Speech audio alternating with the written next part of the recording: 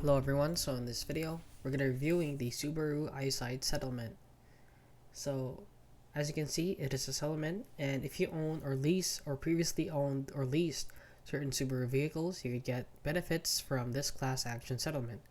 So it is about the alleged defects or deficiencies in the pre-collision braking, rear automatic braking, and lane keep assist features of the EyeSight systems or SOA. So SOA denies the claims and maintains that EyeSight systems in the settlement class vehicles are not defective, function properly, were properly designed, manufactured, marketed, and sold, and that no applicable warranties were breached, nor any applicable statutes were violated. The court has not decided in favor of either party.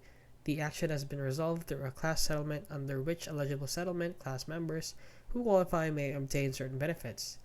So it's included. So the court has conditionally approved the following cars. So a Subaru Legacy 2022, Subaru Outback 2023, Subaru Impreza 2023, Subaru Crosstrek 2021, Subaru Forester 2022, Subaru Ascent, Subaru 2021 WRX, and 2024 Subaru BRZ.